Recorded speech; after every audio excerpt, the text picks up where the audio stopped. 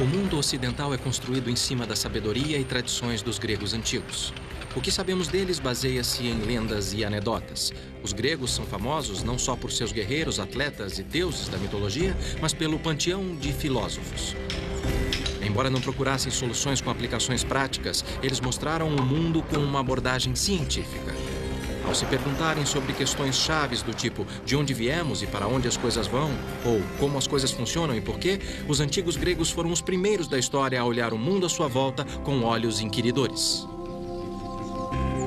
Sua busca por uma compreensão das leis da natureza propuseram um mundo separado dos deuses. Isso deu início a uma nova era de pensamento racional que levou ao nascimento da ciência e da tecnologia. Esse é o legado da sabedoria dos gregos. Sabedoria e antiguidade. Os gregos.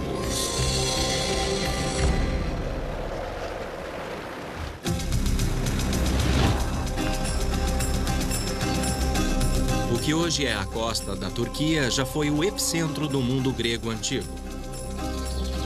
Essa região chamada Anatólia foi o berço do Ocidente e o local de nascimento da ciência e tecnologia. O fato de ter acontecido aqui não é nenhuma coincidência. Vários fatores contribuíram para essa primeira visão científica do mundo. Os ancestrais de vários lugares daqui foram os jônios, a tribo grega originária da península do Peloponeso. Os jônios foram expulsos de seus lares por povos navegadores e saqueadores. Sem um lugar para ir, os jônios imigrantes se estabeleceram quase 500 quilômetros a leste, do outro lado do Egeu, que hoje pertence à Turquia moderna. Imagina-se que a migração forçada trouxe um efeito ruim, mas que logo se transformaria em vantagem.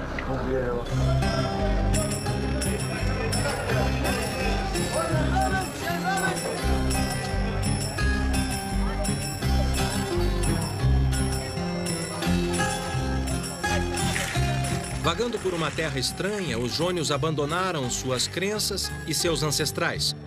Com o tempo, isso gerou uma abordagem mais prática e racional da vida, pois eles não tinham certeza se seriam expulsos outra vez.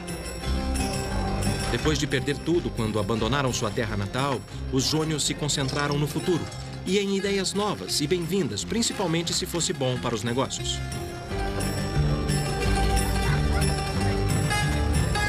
Graças à sua localização, comércio e portos, os jônios aproveitavam as ideias de qualquer um, fossem egípcios, babilônios, persas ou mesopotâmios. Quando seus vizinhos, os lídios, inventaram as moedas, os jônios foram os primeiros a usar.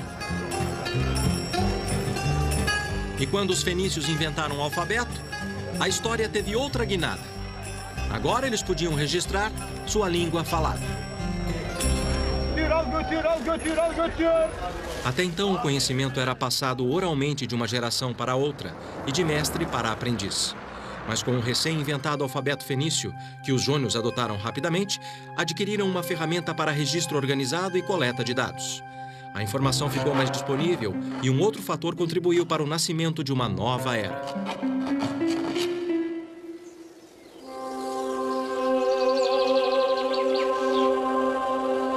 Até aquela época, o mundo acreditava ser regido por deuses que expressavam sua fúria através de fenômenos naturais, enchendo os antigos de medo.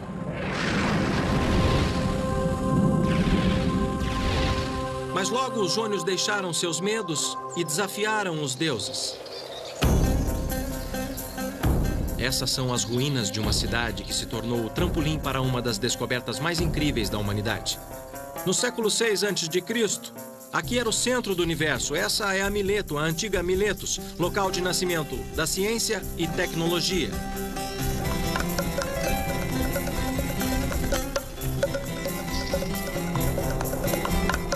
Encravada na colina, o horizonte acena. Livres de seu passado e arrastados para a prática, os jônios devem ter observado. Eu soube de um cidadão de Mileto que viajou pelo Mediterrâneo e tornou sua cidade famosa. Seu nome era Tales. Em suas viagens, ele juntou não só riquezas, como informação. Até onde sabemos, Tales foi a primeira pessoa a descobrir as leis da natureza. o que fez dele o primeiro cientista e o descobridor das ciências naturais. Suas observações revolucionárias e intuição provaram que havia ordem no mundo, não um mero caos criado pelo capricho dos deuses. Durante suas viagens, as mais notáveis para o Egito, Tales combinou suas observações com as deles. Sua intuição o levou a crer que o homem não estava à mercê dos deuses e que a natureza operava como um mecanismo, uma máquina que seguia suas próprias leis. Leis que tornavam as coisas previsíveis, e Tales era faminto de aprendê-las. Peritos acreditam que ele reuniu dados dos ciclos das estrelas, lua e sol dos antigos egípcios e babilônios. Tales descobriu um padrão, e quando ele o aplicava para prever os fenômenos naturais, ele se tornou a primeira pessoa na história a prever um eclipse, o que deve ter realmente chocado o mundo antigo. Isso não provava que a natureza tinha leis que não eram regidas pelos deuses? Tales desafiou os deuses e logo desmistificou o mundo. Ele deixou de lado a tradição e, num esforço para entender as leis, fez uma pergunta crítica: por quê? Isso se tornou o fundamento da ciência. Mas Tales também provou que conhecimento teórico tinha valor prático. Tanto naquela época como hoje, azeitonas e azeite de oliva eram os produtos mais exportados da Jônia.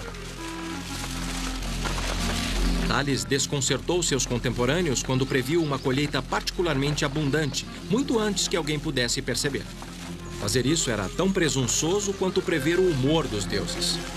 E para mostrar que falava sério, Tales comprou todas as prensas de azeitonas da região muito antes da época da colheita. Não sabemos como ele fez isso, mas sua previsão se tornou realidade. Então, todos os fazendeiros tiveram que ir até Tales para prensar a azeitona e receberam sua primeira lição sobre o valor da ciência. Tales estava cercado de linhas e ângulos tradicionais das fazendas ao redor de Mileto. Suas observações e os padrões similares que ele viu em suas viagens podem ter lhe dado a ideia para descrever o mundo em termos sistemáticos e procurar regras que funcionassem em todos os casos. Os métodos de construção dos egípcios e registros antigos relacionando ângulos, triângulos e círculos podem ter motivado Tales a formular suas próprias teorias geométricas. Tales se tornou o pai da geometria. Suas descobertas formam o núcleo da ciência e tecnologia moderna e descrevem as regras básicas do mundo físico.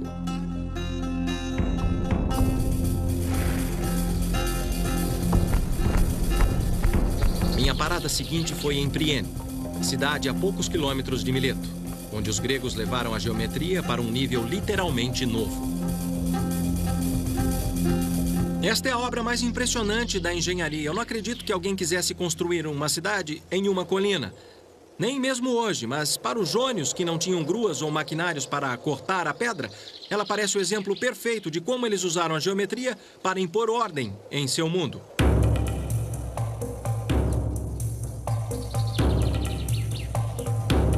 Acredita-se que no século IV a.C., cerca de 4.000 pessoas viviam aqui. Para organizar a cidade e deixá-la linda, os gregos usaram um sistema de grade. Ninguém sabe ao certo como eles criavam os quarteirões. Uma teoria diz que os arquitetos da cidade estabeleciam 2 quadrados nos cantos e estendiam para as laterais com cordas e cravos de madeira. Ao medir as diagonais do retângulo resultante, determinavam se os quarteirões tinham lados iguais. 2.500 anos depois, ainda usamos o sistema de grades. Ele define a maioria das cidades e centros americanos. Mas os jônios aplicaram o sistema de grades impiedosamente, ignorando as inclinações dos penhascos, a fim de estabelecer o traçado da cidade ao longo do acesso norte-sul. Assim, usavam o sol para aquecer a cidade no inverno e otimizar a circulação de ar da cidade para resfriá-la no verão. Isso foi demais.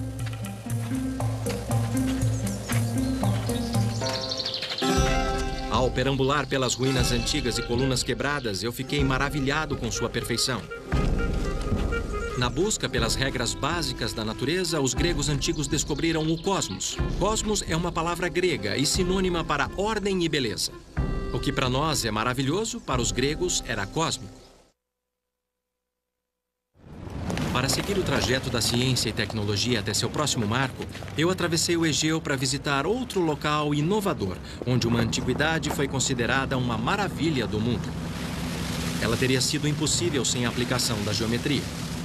Com Tales começou uma nova era, na qual os gregos substituíram o mito e o dogma tradicional por uma abordagem crítica, fazendo a pergunta por quê. A observação se tornou mais poderosa que o mito, e a aplicação da regra, o teste final. Agora eu estou na Grécia moderna, na ilha de Samos, uma das ilhas mais prósperas do mar Egeu. A antiga Samos tinha uma economia emergente, nutrida pelo mar. Na cidade antiga de Tagane, agora chamada de Pitagório, devido a um de seus habitantes mais famosos, a questão de armazenamento de água potável suficiente para os cidadãos inspirou uma das maravilhas do mundo antigo. Ela fica embaixo dessa montanha. Acreditem ou não, eles usaram a geometria para construir túnel.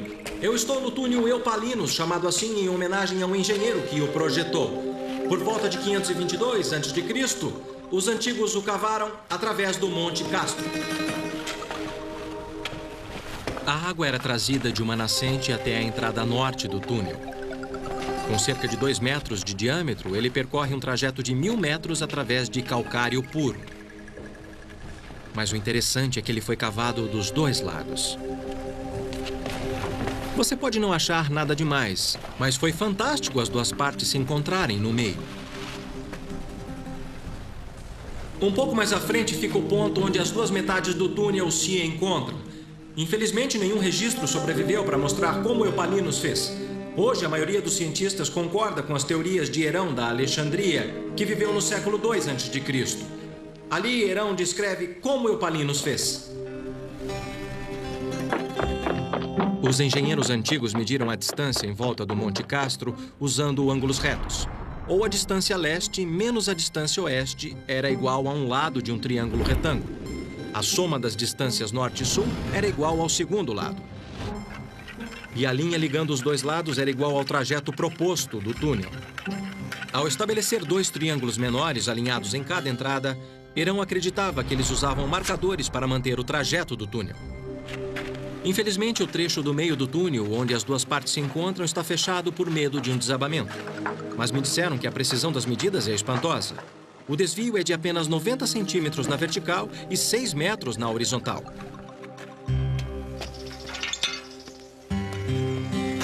Quase não dá para acreditar que eles usaram apenas picaretas, martelos e cinzéis para cavar 7.000 metros cúbicos de rocha.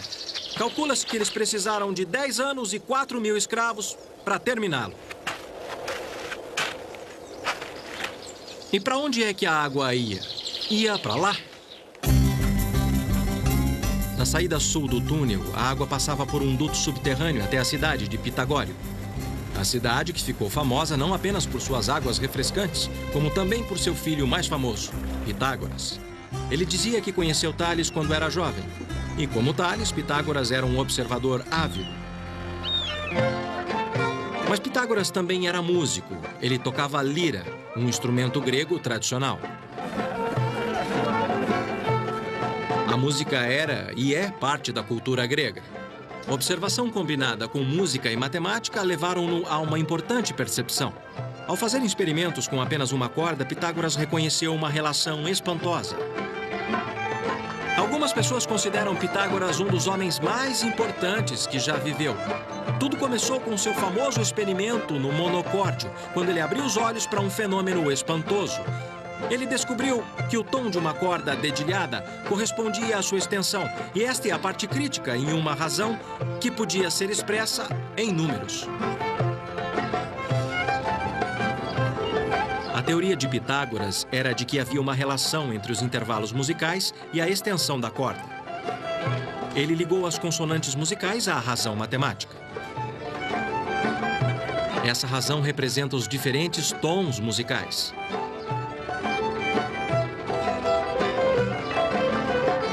Dedilhar uma corda produz um tom.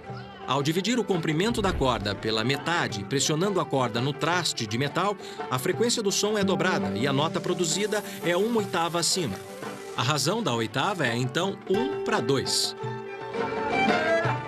Pitágoras acreditava que a ordem matemática aplicada à música era um exemplo do princípio numérico que fundamentava o universo.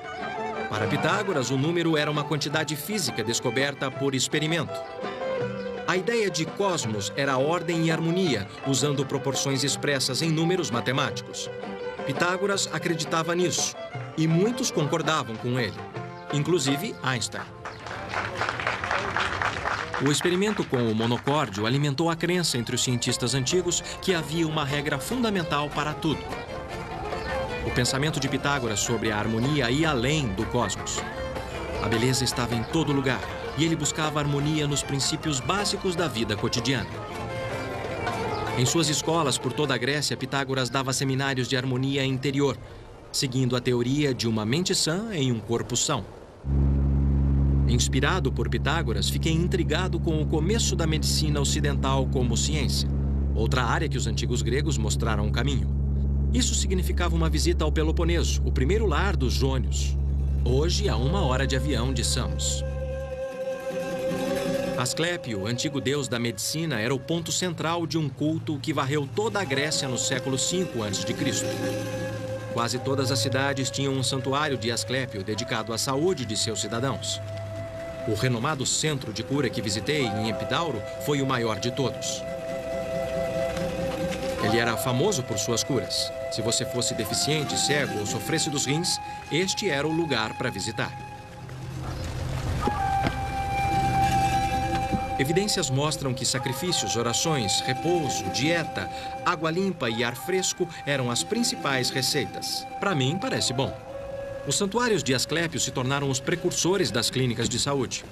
Mas os gregos antigos também foram pioneiros na cura pelo poder da mente.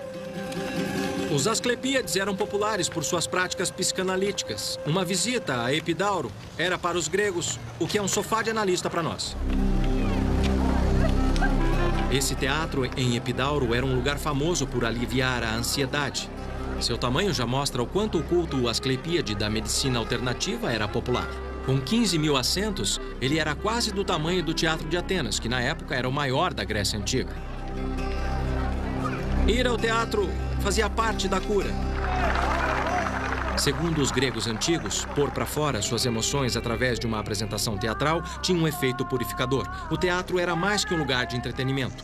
Era um lugar de catarse. Estou 22 metros acima do palco e posso ouvir o som de um alfinete caindo, ou um fósforo riscado. A descoberta de como o som viaja influenciou o design do teatro. Funciona assim. Construído na encosta de uma colina, 55 fileiras de bancos inclinados são dispostos num semicírculo perfeito de 53 metros. Já que as ondas sonoras viajam em um movimento circular como as ondas na água, elas se irradiam de forma simétrica fora do palco. As ondas iniciais intensificam as outras conforme refletem da estrutura de pedra. Essa capacidade excepcional de reforçar o som explica a proeza da acústica superior. Seja explorando a psique humana ou construindo um teatro, os gregos antigos buscaram transformar as abstrações da natureza em regras que podiam guiar suas vidas. A dieta era uma grande preocupação, pelo menos nas classes elevadas. Essa era a fórmula de saúde de Hipócrates. Pessoas gordas ou que queriam emagrecer deviam fazer esforço com o estômago vazio e depois comer alimento nutritivo logo após o exercício. Devia fazer uma refeição por dia, não se lavar e dormir em sofá duro. E a recomendação mais espantosa era caminhar nu tanto quanto possível. Aqueles que queriam ganhar peso deveriam fazer o contrário. Era a sabedoria da antiguidade. Falar o quê? Atenas ecoa as conquistas de seus antigos fundadores como nenhuma outra cidade. Aqui, os atenienses antigos construíram seus templos mais sagrados, dando forma aos deuses, criando lares de pedra para eles. Enquanto apreciamos sua beleza exterior, os gregos antigos entenderam que a beleza tinha uma fórmula básica. Eles sabiam que o segredo da beleza era a proporção, que as gerações posteriores chamariam de seções douradas. Em outras palavras, uma linha reta é dividida em 2 segmentos diferentes para que a razão de toda a linha seja tanto para o segmento maior quanto para o segmento menor. Essa subdivisão é chamada de seção dourada. A mesma razão pode ser usada para criar um retângulo, como também um espiral natural, quando a porção de um ciclo é inscrito em cada seção do triângulo dourado. Para muitos, o espiral dourado reflete um padrão na natureza. A percepção das razões dos gregos levaram a uma das maiores conquistas arquitetônicas do mundo antigo. O Partenon foi lendário até mesmo na antiguidade.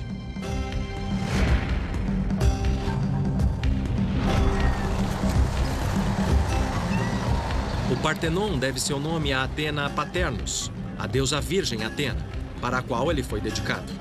Atena era a deusa padroeira de Atenas e também da ciência e tecnologia.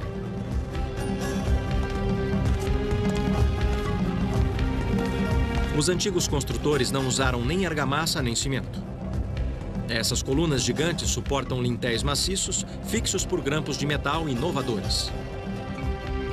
Discutível, a razão dourada torna sua estética tão impressionante que o Partenon é um modelo até mesmo para projetos arquitetônicos modernos. Embora o templo seja considerado um ícone de perfeição, eu soube que os arquitetos e construtores ajustaram o projeto para garantir a impressão de perfeição e não correr riscos. Da observação, os antigos sabiam que uma coluna do mesmo comprimento, de cima para baixo, parecia mais estreita em cima. Para fazer com que as colunas parecessem perfeitas, eles as afinavam. Usando truques como esses, eles garantiam que o templo parecesse totalmente perfeito. Só um perito podia perceber a ilusão. O professor Tessos Tanulas, chefe de restauração arquitetônica, concordou em me mostrar alguns dos segredos de seus projetos, tais como as escadas, que eram propositalmente mais espessas no meio. Eles temiam que, se tivesse uma linha reta para a base da escada, daria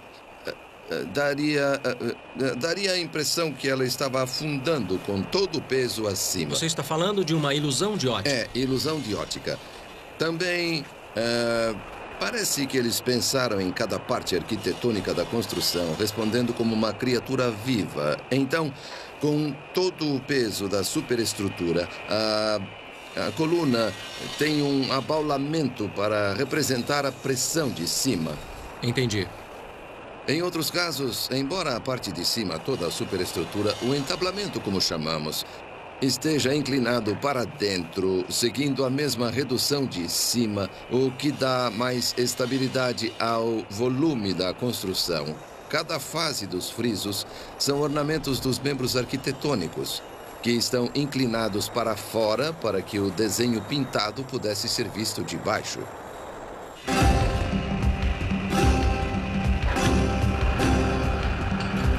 O Partenon passa por uma série de reparos.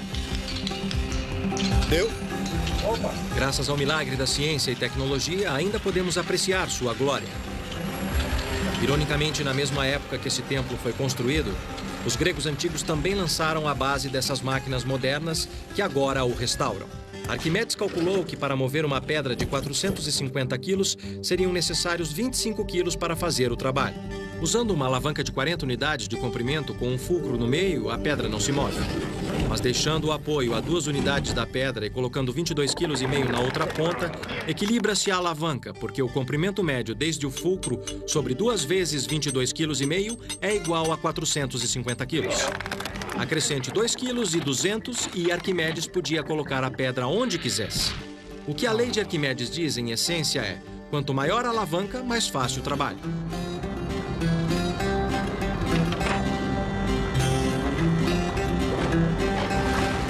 Gruas, polias, roldanas e roscas operam sob o princípio da alavanca. O que Arquimedes descreveu foi a lei da mecânica.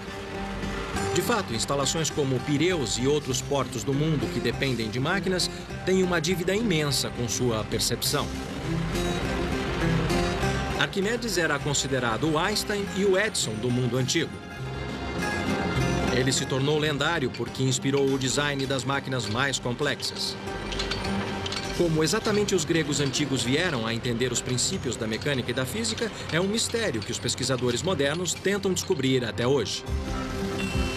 Em Atenas, eu visitei a 2ª Conferência Internacional de Tecnologia Grega Antiga no Museu de Guerra, onde cientistas e pesquisadores de todo o mundo trocavam suas últimas descobertas. Todos buscando mais pistas, assim como eu. Posso pegar? Sim, sim. Vou tentar bombear. Está claro que muitas máquinas antigas operavam pelo princípio da alavanca. Como essa bomba do século III a.C. de Ctésibio, o pai da pneumática. É uma bomba bem potente, hein? Nesse distribuidor de água sagrada, um ponto pivô substituiu o fulcro, mostrando como os inventores antigos começaram a criar dispositivos mais complexos.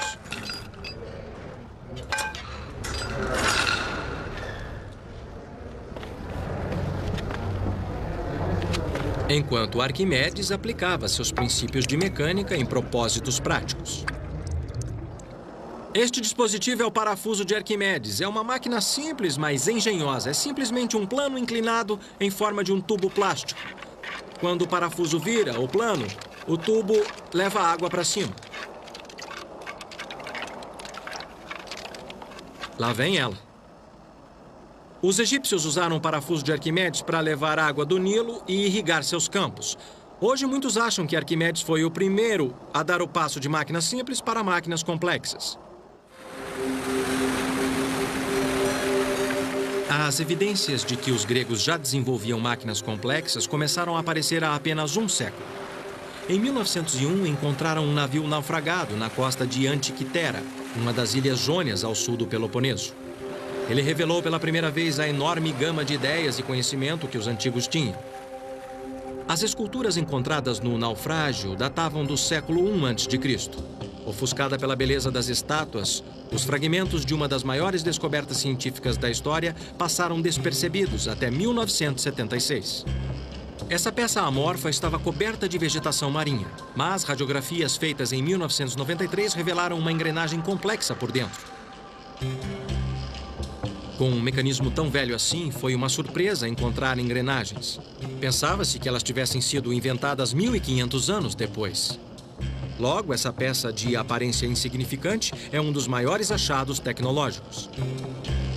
Corroída e esfarelando depois de ficar submersa em água salgada por 2.000 anos, sua corda e engrenagens apresentaram perguntas intrigantes aos cientistas. Em qualquer lugar do céu... Um desses cientistas é Michael Wright, pesquisador britânico que construiu uma réplica que ele apresentou nessa conferência. Esta é uma máquina extraordinária e complicada. O que ela faz? Bom, na minha opinião, é um planetário. Lembre-se de que era uma época em que as pessoas pensavam que a Terra era o centro do universo. Ela mostra o lugar do Sol, da Lua e 5 planetas que eles conheciam no céu. E a parte de cima contém informação adicional útil, como a contagem de anos. Entendi. É tão complicado quanto parece. Quantas engrenagens tem aí? Quantas partes móveis ele tem? Chega a centenas. Na verdade, eu coloquei 76 engrenagens aqui dentro. 76 engrenagens? E essa é uma réplica exata do original? No original, eu encontrei 31 engrenagens. Tá. Mas você deve entender que, para funcionar, para ter sentido, é preciso acrescentar muito mais. Tá certo. Porque está muito estragado. Entendi. Você desmontou pra gente e tá tudo espalhado na mesa. Então eu tenho certeza que você vai odiar a pergunta, mas podemos vê-lo funcionando? Sim. Você verá como funciona conforme eu monto todas as peças. Eu vou montar para você. Levou quase 20 minutos para montar tudo. Mas foi emocionante ver um instrumento de 2.000 anos funcionando. E isso aqui? Esta é a Lua, que temos que ajustar. Tá. Mas o Sol e a Lua estão juntos agora, então deve ser a Lua nova. Devemos ver a Lua preta assim. Desse jeito. Eu posso? Por favor, pode sim. À vontade. Eu adorei o mecanismo da Lua. Que maravilha. Aqui a Lua está se movendo rápido. E sua fase aparece aqui. Aqui está o ponteiro do Sol. Abaixo do ponteiro do Sol está o ponteiro do dia, funcionando com um calendário. Eles andam quase juntos, mas às vezes um na frente do outro. E aqui está Mercúrio na frente do Sol. Esse é o ponteiro de Mercúrio. Aqui vem Vênus, embaixo do ponteiro do Sol. Aí. Tá. E aqui temos Marte, Júpiter e Saturno vindo juntos. É um dia muito especial. E Júpiter está alinhado com Marte. O inventor do mecanismo de Antiquitera é desconhecido, mas outros antes dele já tinham tentado construir um modelo dos céus em forma de máquina. Na verdade, os registros mostram mais uma vez que Arquimedes construiu o primeiro planetário. Infelizmente, tudo o que resta é essa gravura do século XVIII, chamada O Planetário de O'Rary, que sugere como poderia ser seu invento. Comparado com o conhecimento dos dispositivos disponíveis na época, a ideia de Arquimedes estava anos-luz à frente. Encontrar soluções práticas era uma coisa, mas fazer perguntas ousadas era outra. Quem iria fornecer as respostas se os deuses já não podiam? Uma coisa era dizer que Apolo empurrava o Sol pelo horizonte, e uma outra era perguntar por que os barcos flutuam. Na busca para entender o seu meio, os cientistas gregos antigos ficaram intrigados com a pergunta do porquê alguns objetos flutuam e outros afundam. Se você colocar uma pedra na água, ela afunda. E num espaço confinado, como este aqui, ela também derrama água pela borda.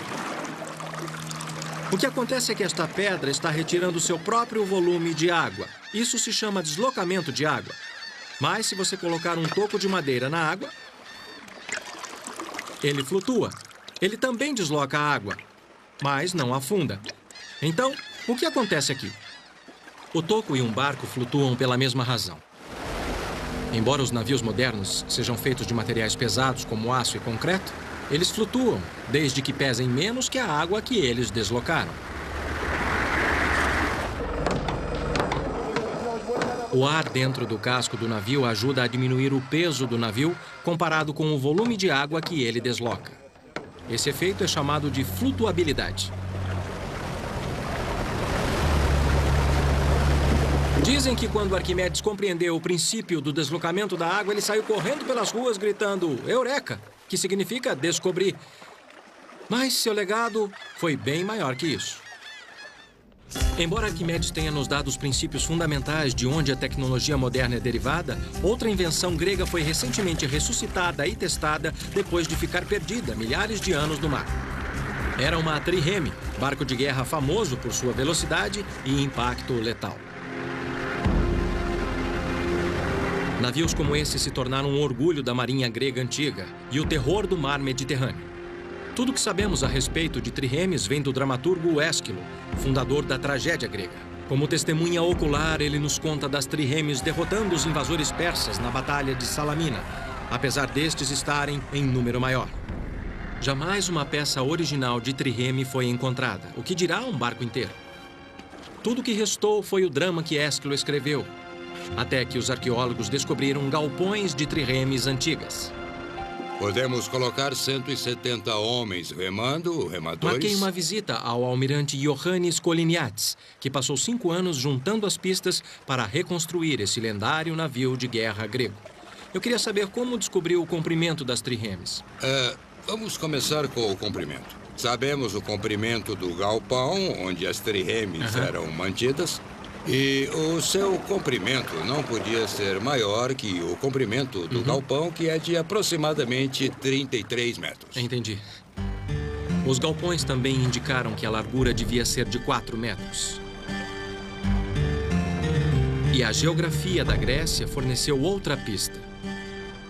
Considerando que as triremes ancoravam em praias, o calado não podia ter mais de 1,20 metros. A experiência prática obtida durante o processo de reconstrução e os registros históricos ajudaram a formar o retrato de como esse lendário navio de guerra devia ser. Que tipo de madeira vocês usaram para fazer o barco? O casco é feito de madeira de pinho. E alguns lugares especiais são de carvalho. Das florestas da Ática, que eram cheias de pinheiros na época. Tá certo. Madeira de pinho e uma quilha rasa tornavam a trireme rápida e ágil, permitindo aos antigos deslizar sobre a água quase como um hidrofólio. Outra fonte crucial para o segredo da trireme é uma lista de suprimentos navais atenienses, encontrada no século XIX. Ela incluía 170 remos, divididos em 62 para o convés, 54 para os convéses do meio e de baixo, e cada remo precisava de alguém para puxar. Parece que era muita gente num lugar apertado. Será que eu posso remar para ver? Sim, por que posso? Não? Vamos remar. Vamos lá. E veja como é difícil chegar ao lugar. É difícil mesmo. Então você imagina como era difícil com 170 homens. Claro, é bem apertado, né? É bem congestionado. E você vai pegar o remo superior. É o mais difícil. É o mais difícil, mas eu sou iniciante, tá? Então eu vou pegar o do meio. Depois que você senta, não é tão ruim, não é? Como vê, então, eu tenho que ter mais inclinação para poder alcançar a água. E você está mais nivelado.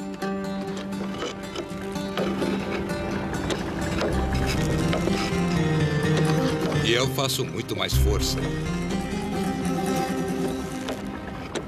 Presume-se que funcionava assim. A trireme tinha 3 bancos de remadores, daí o nome. Cada remador tocava na água num ângulo diferente. O mestre da galé mantinha o ritmo dos remos para fazer com que todos remassem juntos e, ao seu sinal, a trireme podia acelerar como um carro com motor envenenado.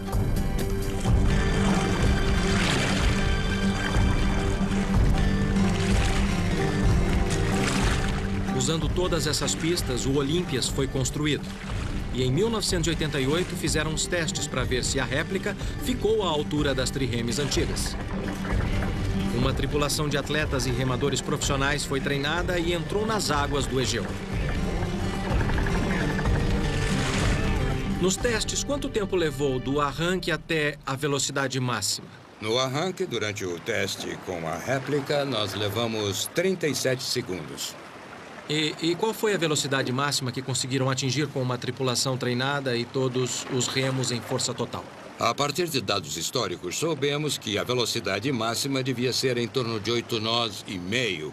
E isso também foi provado durante os testes que fizemos com a réplica. A nossa tripulação foi capaz de manter essa velocidade por aproximadamente meio minuto. Depois, eles já não tinham mais força para manter aí já ficaram essa exaustos. velocidade. Conforme o teste mostrou, a resistência da marinha grega permanece lendária. Mantendo uma velocidade de 7 nós e meio, que equivale a 14 km por hora, parece mais lendária que realista. Mas, por outro lado, esses eram navios de guerra, e sua velocidade era uma questão de vida ou morte. Mais velocidade significava maior impacto, e velocidade era crucial para a principal arma da trireme, o esporão de bronze. Forjado por ferreiros gregos antigos, ele era usado para partir os barcos inimigos ao meio. Era feito de bronze e era a arma principal. E o esporão exercia uma força no barco inimigo na ordem de 65 toneladas. Então, toda essa força, 65 toneladas, eram concentradas nesse ponto. Isso mesmo. Velocidade e agilidade fizeram da trireme uma arma devastadora. E dos gregos, os mestres do mar. A vitória no mar era reforçada pela engenhosidade em terra. Havia outra inovação grega antiga, que fornecia uma força avassaladora por terra. O mar Mediterrâneo trouxe prosperidade para os gregos antigos, mas também trouxe conflito. Quando um povoamento grego do outro lado do Mediterrâneo ficava em perigo, a distribuição de frotas de trireme era crucial para a manutenção do controle. Eu soube que parte dessa solução inovadora sobreviveu. Para chegar a esse local, eu andei 7 quilômetros pelo canal de Corinto construído no século XIX. Ele corta uma faixa de terra que divide o continente grego e a península do Peloponeso. Os antigos chamavam esse istmo de Corinto dos Mares Gêmeos. A ideia para um canal nesse ponto estratégico tem mais de 2000 anos.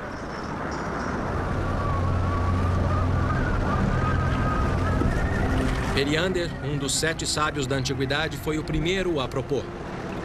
Mas no fim ele recuou porque temia que isso desagradasse os deuses. Então veio o imperador Nero, que deu início à construção. Mas ele morreu e a construção não avançou. O mais incrível é que o canal de hoje segue seu plano. Fiquei me perguntando se Nero pensou que teria que remover 1.200.000 metros cúbicos de terra para terminar essa obra. Certamente teria valido a pena, pois esta passagem sempre teve um papel importante na história da Grécia para passar de um lado para o outro do Mediterrâneo. Exércitos, mercadorias e pessoas, tudo tinha que passar por aqui.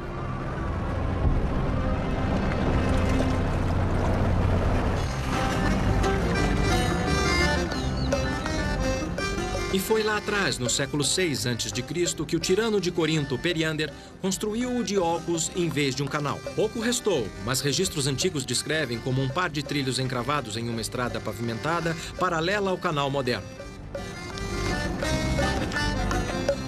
Se você estivesse aqui há cerca de 2000 anos, você poderia ver 170 homens, cada um carregando o seu remo, marchando pelo istmo. Enquanto isso, a trireme era arrastada por terra por este caminho aqui. O Diolcos servia como atalho.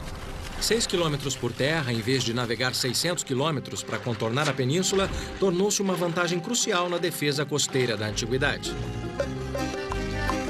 Eu examinei os sulcos profundos nos trechos que restaram do Diolcos. Frequentemente chamado de a primeira estrada de ferro do mundo, não se sabe exatamente como os trilhos eram usados. Mas seja qual for o método, deve ter funcionado muito bem, porque o Diolcos ficou em operação por 1.300 anos, transportando navios mercantes e de guerra para a grande glória da Grécia. Quase tão grandiosa, outra invenção antiga veio a calhar. Apesar de não ser um triunfo geográfico, ela supriu as necessidades espirituais da antiguidade. Acreditava-se que o ponto de encontro de duas águias marcavam o centro do mundo. No alto do penhasco do Monte Parnassus, lar das musas, fica Delfos, cuja origem da palavra significa útero ou umbigo. Dentro das ruínas do vasto complexo do templo de Delfos, eu encontrei uma réplica do ônfalo, a pedra que simboliza o centro do mundo. Mas algo bem maior me arrastou para cá, como arrastou milhares de visitantes nos últimos milênios. Desde 750 a.C., Delfos era famosa por seu oráculo, um lugar dentro do templo de Apolo onde os devotos podiam perguntar ao seu Deus sobre seu futuro. As perguntas eram respondidas pelos sacerdotes que interpretavam as respostas de uma mulher através da qual Apolo falava. Para surpresa, a pesquisa moderna revelou como a previsão em Delfos se baseava em método científico. Poucos sabem que os sacerdotes de Delfos contavam com dados e conhecimento concreto. Fragmentos de informação sobre costumes estrangeiros, políticos e até do clima eram organizados numa espécie de conselho interdisciplinar com 90 sacerdotes. Eles eram as pessoas mais bem informadas da antiguidade e, com tempo suficiente, davam uma resposta elaborada sobre qualquer coisa. As respostas eram ambíguas, mas plausíveis, e com um pouco de detalhes jogados aqui e ali, se tornavam muito inspiradoras. Guerreiros e reis como Alexandre o Grande vinham aqui em busca de um sinal, uma indicação dos deuses sobre o destino da nação. Hoje sabemos que eles estavam em boas mãos. Os sacerdotes de Delfos entravam em contato com informantes e outros sacerdotes do Antigo Mundo. Eles chegaram a estabelecer o que hoje chamaríamos de a primeira central de inteligência de dados.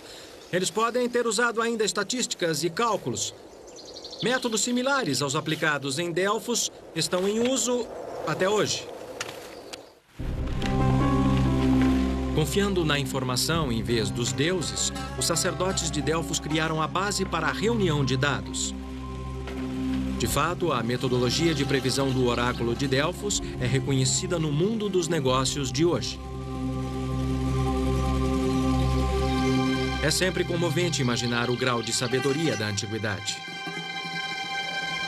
É tentador buscar no futuro respostas para questões de ciência e tecnologia que persistem, quando na verdade há pistas no passado. Os gregos antigos descobriram a relação básica de razões e números que, pelo que nós sabemos, ainda contém a chave do universo. Eles revelaram os princípios fundamentais da mecânica que governa nosso mundo e estabeleceram a base da tecnologia moderna. Foram os primeiros a fazer a pergunta crucial: por quê? E exigir uma resposta racional e científica. Em muitos casos, a resposta que eles deram continua sendo a melhor que nós temos. Na Grécia Antiga, há 2.500 anos, uma revolução mental fez o mundo tremer. E com isso, os gregos abriram nossos olhos, não apenas para as leis básicas da natureza, mas para o mundo e o universo distante.